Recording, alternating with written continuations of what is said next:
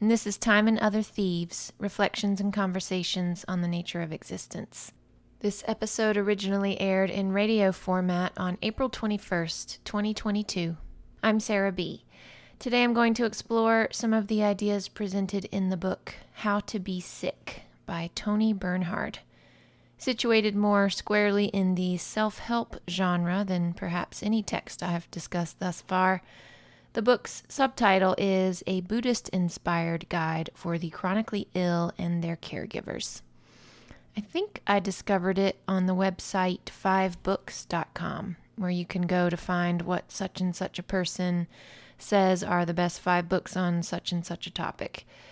When I go to the website now, though, I'm confounded as to how best to navigate it, and when I wasn't brought to Bernhard's book after a few searches, I gave up. But I could swear that's where I initially discovered it a few months back. Why was I looking for the 5 best books about illness in the first place? I can't recall if anything in particular sparked my interest in the topic.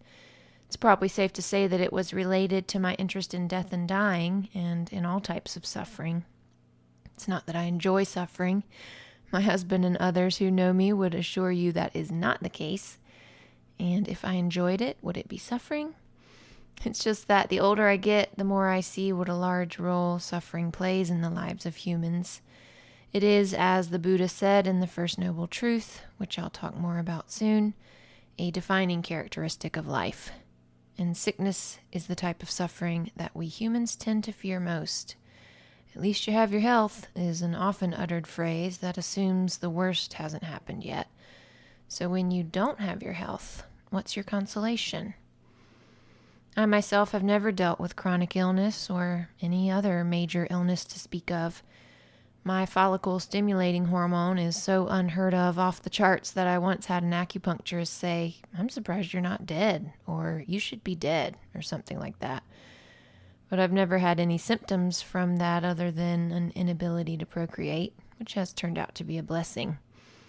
The sickest I've ever been was a 10-day bout, or it may have been 2 weeks, of salmonella poisoning in my early 20s, most of which time I spent in my mother's bed.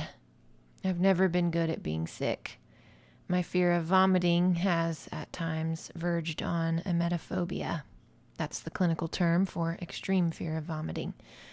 So I was intrigued by the title of Toni Bernhard's book, How to Be Sick, both because of the way it catches you off guard. Why would I want to be sick? And of course it's not about wanting to be sick. It's about if/when you find yourself sick, here's how to handle it with some grace. If you're going to be sick, you may as well give it your best shot. And so I also thought I might learn a thing or two in advance for when I do get sick. And if by some miracle that never happens, chances are pretty high that someone I love, because I am blessed to love many, will be sick at some point and need me to support them somehow. And Bernhard's book is also written with caregivers in mind. Not to mention that as a currently healthy person, reading books like this helps deepen not only my compassion for people suffering from physical illness, but also my gratitude for not suffering in that particular way.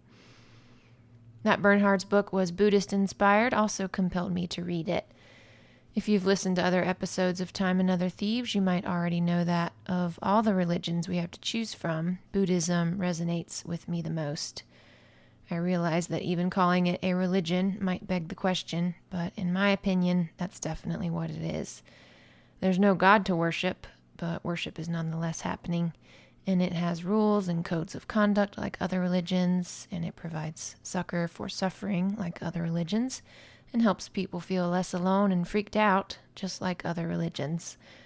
I'm not saying it's better than other religions, although I have actually said the words, everyone should be Buddhist. I'm just saying that the Buddhist teachings make the most sense to me, and offer me the most comfort. And I know that when I'm sick or otherwise don't feel well, comfort is everything.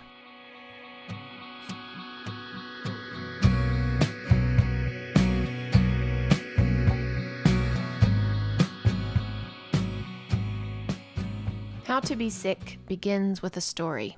The story of Bernhard going from perfectly healthy to chronically ill overnight, or at least over the course of a couple days.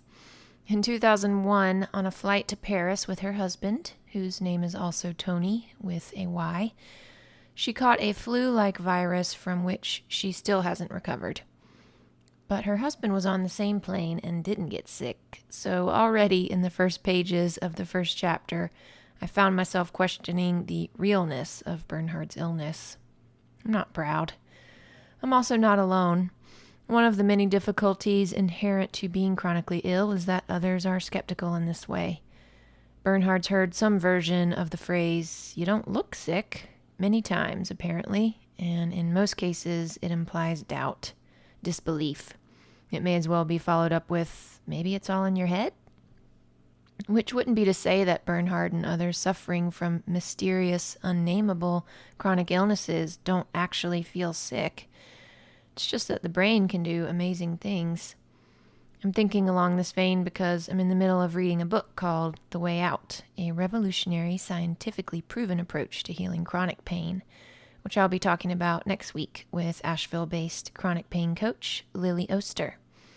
In that book, Alan Gordon explains how most chronic pain is the result of the brain making a mistake and mistranslating signals from the body as being dangerous when the body is actually quite safe. Once you've determined that your pain is neuroplastic in this way, you can do something called pain reprocessing therapy to drastically reduce, if not, as is usually the case, completely eliminate your pain. And it seems to me that if the brain can create such intense pain sensations for no structural or biological reason, then it can probably create intense sickness sensations too.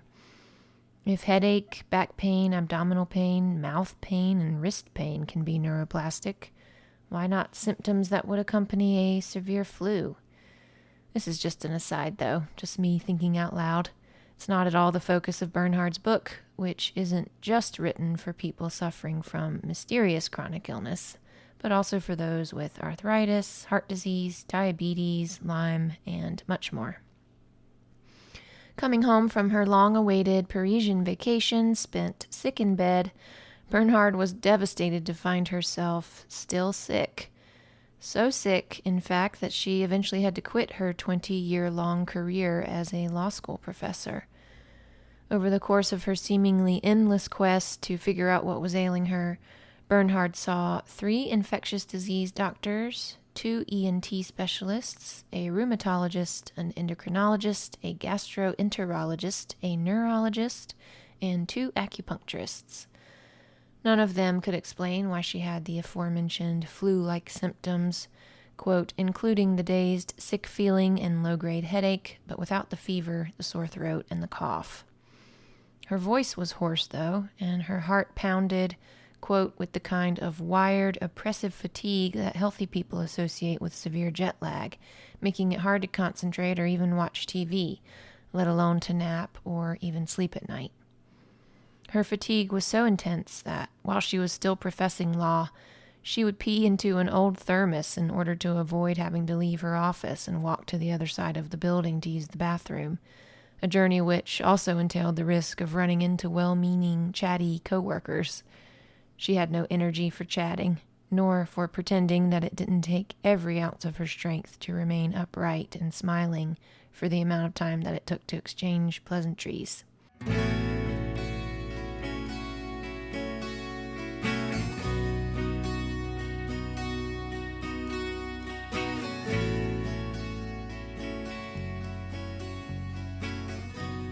Bernhard's chronic illness is a mystery to all medical professionals and has ultimately resisted every treatment she's tried.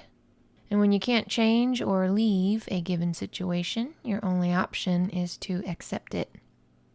Luckily, Bernhard had already been a longtime practitioner of Buddhism prior to getting sick, so she had tools to work with when it came to accepting life's challenges. Getting sick was a catalyst for deepening her study and practice of the Buddhist teachings. As she puts it at the end of chapter 1, I needed to learn how to be sick. The first of the Buddhist teachings, also called the Dharma, that Bernhard explores in How to Be Sick is, well, the first of the Buddhist teachings, the first noble truth. Life is suffering. Of course, that's a translation from the Pali, Pali, an ancient language similar to Sanskrit. Dukkha was the word the Buddha used, which Bernhard says is too multifaceted and nuanced a term to be captured in the word suffering. Unless maybe you break that word down.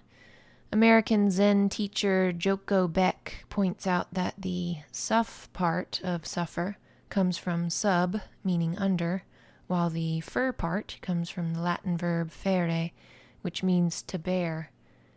Taking this view, Bernhard says, dukkha is not about life bearing down on us from the outside, but is rather an internal phenomenon of bearing life up from underneath. Lord knows life is going to bear down on us from the outside. There's no avoiding that. But how do we bear it? How do we respond internally? That's what we do have control over. And the Buddha's second noble truth, or samudaya, says that the cause of suffering is craving, or tanha. Also called desire, tanha can broadly refer to our wanting things to be different than they are. In this sense, I'm sick doesn't necessarily mean I'm suffering. I'm sick and I don't want to be does imply suffering, or dukkha. Of course, no one really wants to be sick, but there are nuances to this also. I guess it's a matter of focus, of what we give our attention to.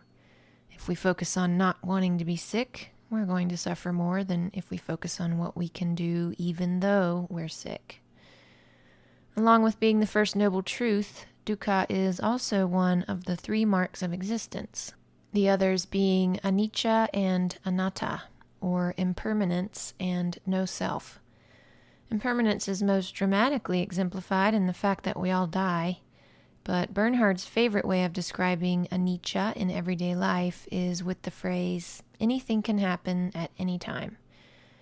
If your brain is at all like mine, you probably just thought of all the bad things that could happen at any time, just as you probably thought something similar a couple episodes back when I was talking about Pierre Teilhard de Chardin's concept of passivities, or all the things in life that happen to us, as opposed to the things that we make happen.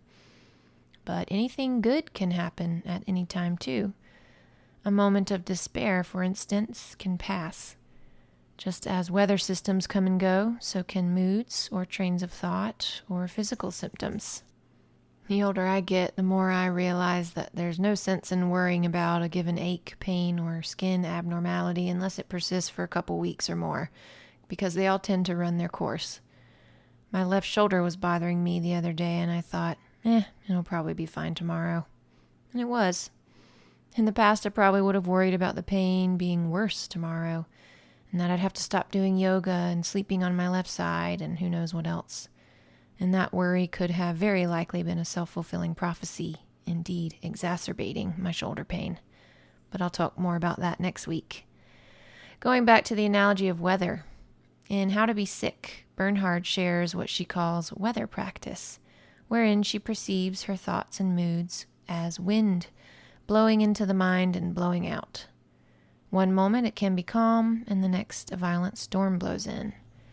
If we can trust that a given hardship or storm will pass, because everything is impermanent, we will suffer less, and the difficulty in question will pass that much sooner. Thinking that something is going to last forever tends to make it last longer.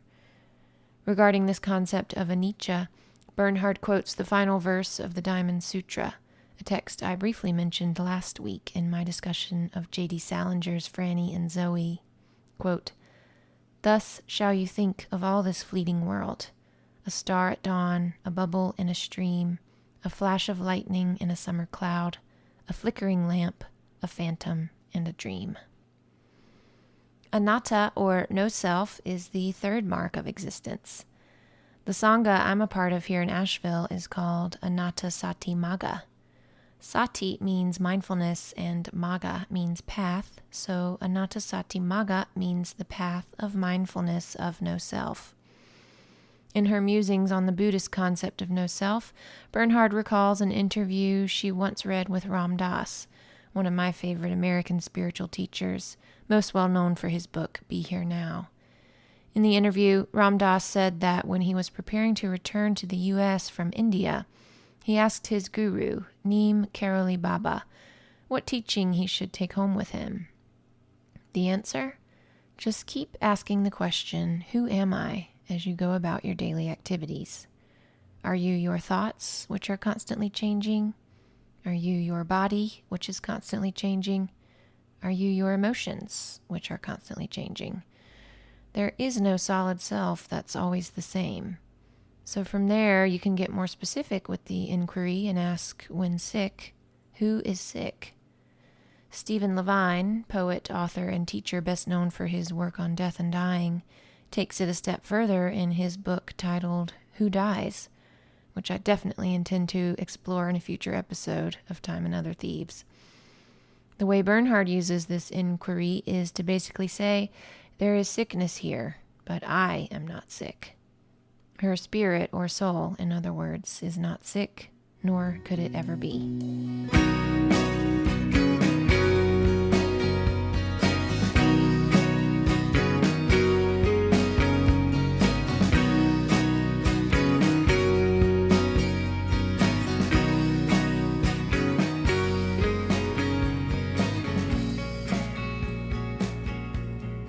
Another group of Buddhist concepts that Bernhard addresses in How to Be Sick is the Brahma viharas, or sublime states. These are metta, loving kindness, wishing well to others and to ourselves; karuna, compassion, reaching out to those who are suffering, including ourselves; mudita, sympathetic joy, or joy in the joy of others; and upekkha, equanimity, a mind that is at peace in all circumstances. When Bernhard finds herself suffering or craving a reality other than the one she's got, she immediately practices cultivating one or all of these sublime states. When feeling sad about not being able to participate in fun activities with friends or family, aka FOMO, she turns to mudita and tries to feel joy for the family or friends who do get to have fun. When first cultivating this particular sublime state, Bernhard had to fake it. She was too sad about missing out on the fun to actually feel happy for others. But the whole fake it till you make it tack worked in this case, and now her sympathetic joy feels genuine. Regarding metta, or loving kindness, Bernhard shares the phrase or mantra that resonates most with her as a way to practice wishing well to others and to herself. May I be peaceful, may I have ease of well-being, may I reach the end of suffering, and be free. The metta phrase that I'm more familiar with, which I discovered in a book called The Mindful Path to Self-Compassion by Christopher Germer, goes, may I be safe, may I be happy, may I be healthy, may I live with ease. I've used it as a meditation mantra, timing each phrase to my inhale or exhale, and have found in that context that the phrase also serves as instant self-forgiveness for letting thoughts pull my attention away from breath. Bernhard uses it as a way of forgiving herself or her body for being sick. It's not my body's fault that I'm sick, she says. It's doing the best job it can to support my life. When I'm not formally meditating, I use the metta phrase as a response to stressful thoughts or situations. May I be safe, may I be happy, may I be healthy, may I live with ease. It's just a nice concrete reminder to be kind to myself. I agree with Bernhard that people should find a phrase that feels authentic to them, that they like the sound of, and that they can remember. Bernhard's "may I have ease of well-being" sounds clunky to me compared to "may I live with ease," but to each her own. And of course, you can also direct loving kindness to others. If you have a friend or family member who is suffering in some way, just turn the I into a he or she or they and send them good vibes. Metta practice can get especially interesting if you do it for someone you don't like, or even someone you're downright scared of. I nodded knowingly when reading about how Bernhard used to direct her loving kindness prayer to Sarah Palin during the 2008 presidential campaigns, because I did the same thing with Donald Trump, both while he was running for office and while he was in it. May he be safe, may he be happy, may he be healthy, may he live with ease. My wanting Trump to be these things doesn't mean that I like him. It's just so obvious that he isn't happy and living with ease, or he wouldn't take so much pleasure from other people's unhappiness and lack of ease. If he did feel safe, happy, healthy, etc., he wouldn't be such a problematic human. So to wish him well is to actually wish him to stop being such a pain in the ass. I really do believe it's that simple. Happy people don't cause harm, at least not intentionally. And of course, I mean genuinely happy people. Also, to think of Trump while internally reciting the metta phrase helps me feel less scared of him. More recently, I've tried to do this with Putin in mind, though, and I just can't, which sucks.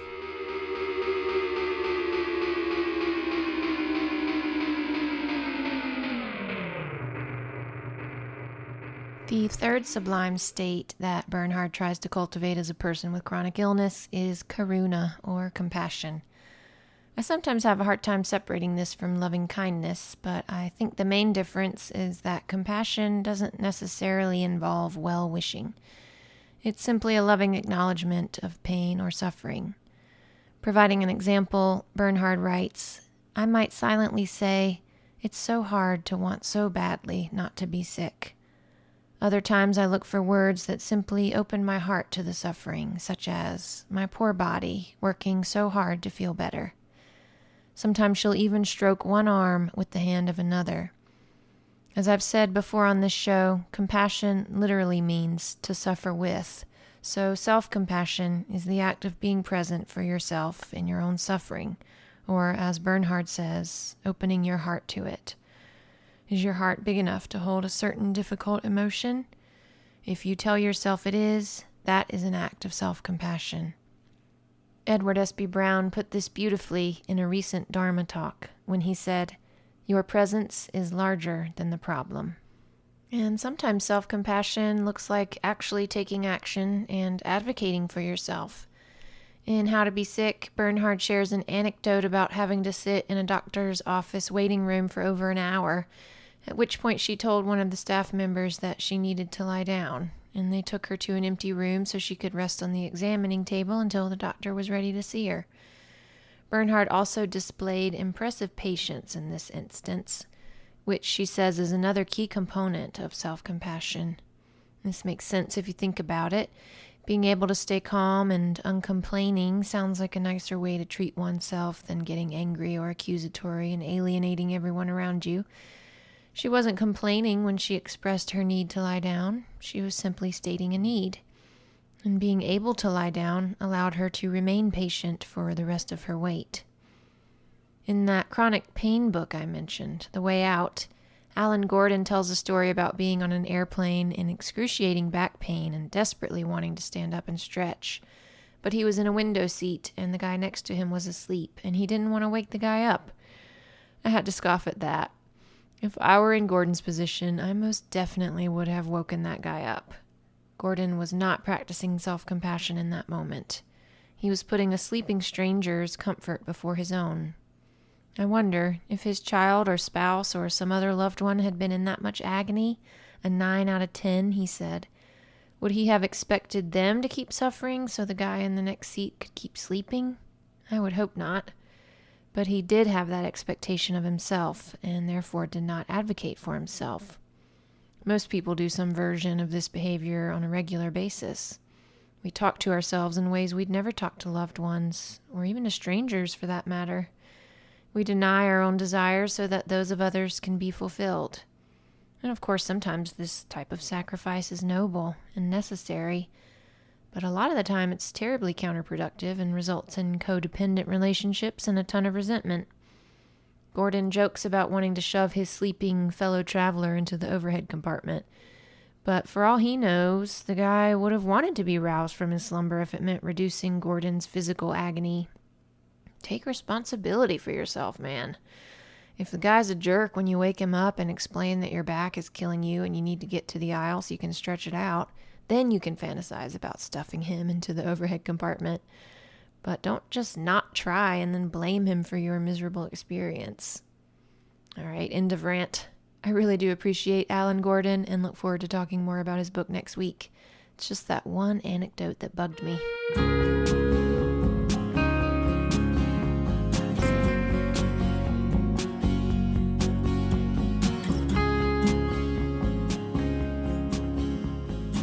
The fourth sublime state is upekkha, which means equanimity, which Bernhard defines as mental calmness and evenness of temper, especially in a difficult situation. She also says that the essence of equanimity is acceptance.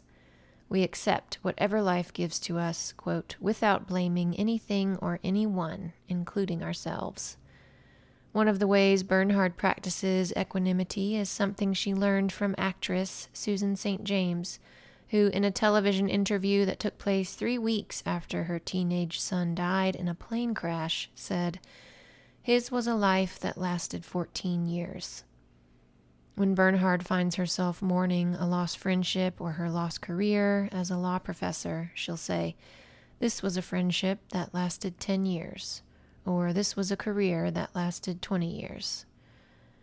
Another exemplar of equanimity that I've referenced before on this show is the Zen master Hakuin, who lived in the late 17th and early 18th centuries. He's said to have created the now famous question, "What is the sound of one hand clapping?" I first heard this story from my yoga teacher, Christine Coveri-Weber. At one point in his life, Hakuin was falsely accused of impregnating a young woman in his village. Her irate parents accosted him in front of all his students, and his only reply was, "Is that so?" When they later demanded, once the child was born, that he take care of it, again Hakuin replied with, "Is that so?" and he raised the baby for the first year of its life, at which point the young mother confessed her lie to her parents, who then came to retrieve the child. With profuse apologies, they explained what had happened. "Is that so?" Hakuin said, and even though he'd come to love the child, he calmly handed it over. The epitome of equanimity.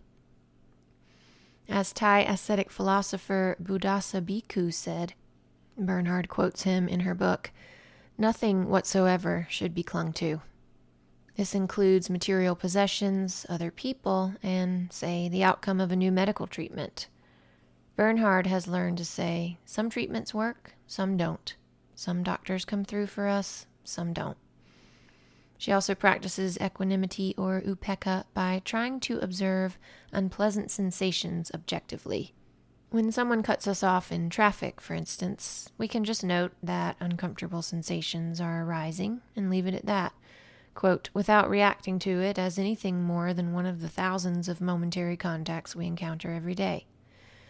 In this way, we can keep unpleasant sensations, including those related to physical illness, from turning into aversion and therefore exacerbating those sensations.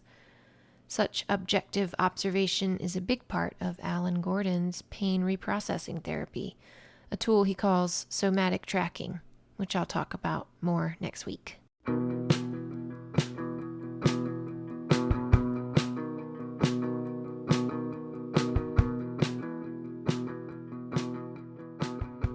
With our thoughts, we make the world. That's a line from the Dhammapada, a collection of the Buddha's sayings in verse form and one of the most widely read scriptures in the Buddhist tradition. Self-inquiry teacher Byron Katie was certainly drawing on the notion that our thoughts make the world when she developed a method called simply the work. Bernhard explores the crux of the work in How to Be Sick. It consists of noticing when something has upset us, writing down the stressful thoughts without censoring ourselves, and then choosing one thought at a time to practice inquiry around via 4 questions. Bernhard uses her thought, "My friends should not stop visiting me," as an example. Following the steps of the work, the first question she asks is this thought true? In this case, she decides that it is true, but if she realized that it wasn't, she'd skip question 2 and move on to question 3. Question 2 is, can you absolutely know that it's true? When it comes to other people, it's pretty rare that we can absolutely know something about what they should or shouldn't do. So question 3 guides us into a deeper inquiry. How do you react? What happens when you believe that thought? When Bernhard believed her friends shouldn't stop visiting her, she felt hurt and angry because they had stopped visiting her. The 4th question, who would you be without that thought, confirmed that she would not be a hurt, angry person if she did not believe her friends should keep visiting her. I felt liberated, Bernhard says. as if a heavy burden had been lifted, the burden of constantly worrying about the state of my friendships. She goes on to explain the fifth part of the work, and what I find to be the most interesting. It's called the turnaround. This is where you look at the thought in question and write down or say its opposite. And in Byron Katie's world, one statement can have as many as 3 or 4 opposites, and as few as 0. You can turn it around to the self, to the other, and to its opposite. For example, on her website, Katie uses the thought, Paul doesn't listen to me, and turns it into, I don't listen to myself, I don't listen to Paul, and Paul does listen to me. The idea here is that any of these turnarounds could be just as true, if not more so, than the original thought of Paul doesn't listen to me. And believing one or all of them might actually benefit us, whereas the other belief caused internal harm. Bernhard turns her thought of my friends should not stop visiting me into my friends should stop visiting me. Adhering to the work, she then came up with examples of how the turnaround was true.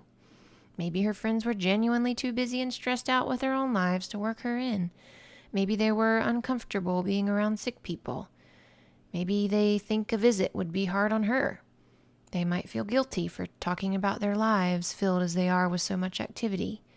Or maybe they're sick themselves. Bernhard also does a turnaround with the thought, I hate being sick, which she flips into, I love being sick, and then comes up with a surprisingly long list of reasons why that's true. She also talks about asking, why not me, instead of why me, which she learned from listening to a Roseanne Cash interview on Fresh Air. I first learned about this particular turnaround from a New Yorker cartoon, which I've actually mentioned before on this show. A doctor and a worried-looking patient, the doctor saying, sometimes it helps to turn the question around. Why not you? It can be such a helpful question to ask. Not only humbling because you realize you're not special and that anyone could ask, why me, with the same earnestness of belief that they shouldn't have to suffer like this, only other people. But turning it around is also oddly empowering. Like, why not me? I can take it. Which is essentially what Roseanne Cash was saying. This exercise from the work is simply a tool for manipulating your own thoughts and jumping the track when you're in a thought rut. I myself have many such ruts, and I appreciate Byron Katie's invitation to consider that the opposite of whatever I'm thinking might be true. There's a lot of freedom there. But as I said, some thoughts don't have any opposites that make sense. Katie says you shouldn't force it when this is the case. For example, I just discovered a small spot of poison ivy rash on my right cheekbone. I'm quite sure it's the result of my putting my face on my dogs, and I realize I should stop doing that, but it's easier said than done to not put my face on my dogs. It's the cuteness. Must put face on cuteness. I instantly applied the strongest steroid cream in my arsenal, which you're technically not supposed to put on your face, but I don't care, and I can only hope it prevents the rash from spreading. I don't want poison ivy all over my face is not a thought I can turn around. I can come up with no examples of how I actually do want poison ivy all over my face. So in this case, I use another mindfulness tool and simply try to stay present. Right now, the itchy spot on my face is small and totally manageable, and right now is all there is, so I should just focus on that and be grateful.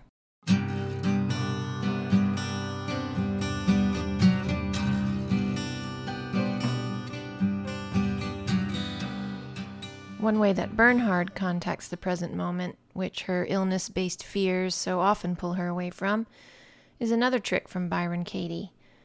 One night while worrying about her daughter, who had issues with drugs and alcohol and was, on this night, late getting home, it occurred to Katie to pan out her perspective and try to see herself through purely objective eyes.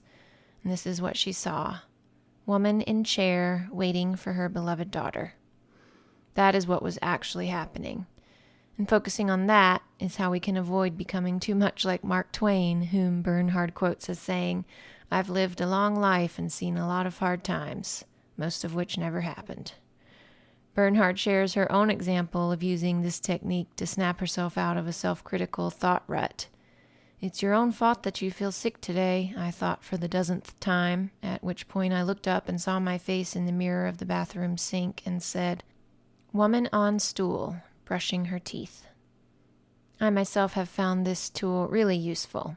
The other morning, my husband and I thought the rain had subsided enough for us to walk the dogs without getting too wet, but right at the halfway point, it started to rain harder and no longer showed signs of letting up. Even though I had an umbrella and was using it, I felt annoyed. My dog Tyke shakes his head a lot in the rain, trying to dispel the water, and sometimes if he shakes it enough, the tip of his ear, notched from getting snagged on one too many thorns in the woods, will crack open and start bleeding. I didn't want that to happen, because then sometimes it won't heal for days, and if he shakes his head inside the house, it sometimes opens up again and blood sprays all over the walls. I didn't want to deal with blood spray again. So this was where my thoughts were going. I realized my mind was stressing me out way more than the actual rain was, and I panned out. I had the thought, "Woman with dog, walking in rain." I repeated it like a mantra, timed to my footsteps. Woman with dog, walking in rain. Not only did it snap me out of my head and into the actual present moment, but it helped me accept the moment with ease. I've also found myself using this tool a lot while practicing yoga asana. Woman on floor, doing child's pose, was the phrase I came up with most recently when my thoughts were feeling especially sad and heavy, as they are wont to do when I'm in that pose.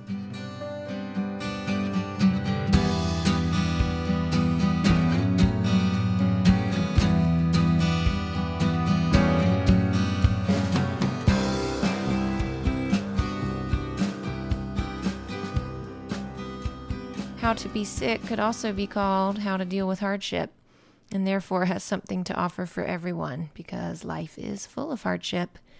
My go-to mantra recently has been, "Everything is hard." Bernhard acknowledges the universal nature of her subject matter in an appendix section of the book called A Guide to Using the Practices to Help with Specific Challenges. For 4 of these different challenges, she begins her list of suggestions with the exact same statement. Take solace in the fact that you are not alone. Suffering is present in the lives of all beings. It's the Buddha's first noble truth again, and ironically enough, acknowledging that all people suffer is a way to reduce one's own suffering. To know that others are currently experiencing something similar or have already experienced it and survived basically intact is a comfort. One type of suffering that we all experience is uncertainty or not knowing. As human beings, we like knowing stuff and feeling sure about things, and we really like knowing what to expect. Bernhard writes about the unpredictability of chronic illness and the frustration that can accompany making plans with friends and then having to cancel because she feels too sick to socialize, and the crushing disappointment that can result from feeling like a new treatment is working and then discovering that it isn't. So to avoid getting jerked around, she tries to treat every unknown as a koan, or the type of paradoxical anecdote or riddle that's used in Zen Buddhism to demonstrate the inadequacy of logical reasoning and to provoke enlightenment. Will I be able to keep my plans with so-and-so next week? She might ask. It's a question without an answer. Will this treatment cure me or even help me? Don't know. Korean Zen master Seung San called this keeping a don't know mind. I don't know if I'll sleep or not tonight, so I won't make an assumption one way or another. Will the war in Ukraine escalate into World War III? Don't know. And accepting that some questions are just answerless, we can then give our attention to what we do know and to what we can actually do. This is what I love about Buddhism and Zen Buddhism in particular. It's just so practical. Before enlightenment, chop wood, carry water. After enlightenment, chop wood, carry water. Zen also says that the various practices, a big one being formal meditation, are enlightenment. They are not paths to achieving enlightenment, but are enlightenment in and of themselves. Before getting sick in 2001, Bernhard had been meditating twice a day for 45 minutes each time for 10 years. After getting sick, She couldn't sit formally anymore and therefore had to focus on other ways of practicing pure presence.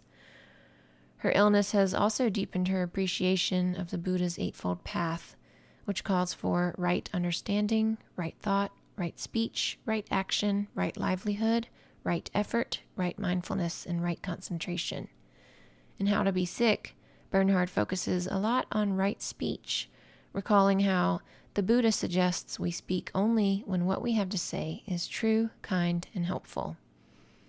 Back in my pet-sitting days, in my mid-20s, I took care of an itchy, scruffy little trembly dog named Bart, named after San Francisco's Bay Area Rapid Transit. One of Bart's owners was a Unitarian Universalist minister, and I remember being struck by something he'd posted on the refrigerator.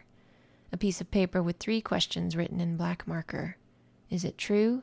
Is it kind? Will it help? It's always stayed with me. And now I know it's a Buddhist thing. And I agree with Bernhard that it's a tall order to make all our speech true, kind, and helpful. For most of us, it would probably mean speaking a lot less. But it's also tricky because it isn't always clear if a given communication is kind and would be helpful. Hopefully, in most cases, we can at least be sure that we're speaking the truth. I guess in those moments of uncertainty, we can practice using don't know mind and maintain our essential silence. But the most important thing is that we have the intention to practice right speech in this way. We do our best with it. Sometimes we don't do as well as we'd like, but we keep trying. No one and no thing, including chronic illness, can prevent us from trying to be our best self. Many pathways are available to us. And indeed, the thing, or maybe it's a person, that seems like it might succeed in getting the best of us is usually the very thing that's providing what Teilhard de Chardin called a foothold, allowing us to climb ever closer to our highest self. Marcus Aurelius was saying the same thing all throughout meditations, as you might recall. I'll leave you with this food for thought, which Zen priest Edward S.B. Brown said in a recent Dharma talk, and I'm paraphrasing. Nothing can be other than what it is, and nothing stays the same. And this, from Joko Beck, whom Bernhard references multiple times. Our life is always all right. There's nothing wrong with it, even if we have terrible problems. It's just our life. It is what we've been given. I'm Sarah B., and I hope you've enjoyed listening to my exploration of some of the ideas presented in Toni Bernhard's book, How to Be Sick. Please join me for next week's episode of Time and Other Thieves, which will focus on chronic pain. For that one, I'll be sharing parts of my conversation with Asheville-based chronic pain coach, Lily Oster. Until then, whether you are experiencing sickness or health, take good care of yourself and of others if you're able.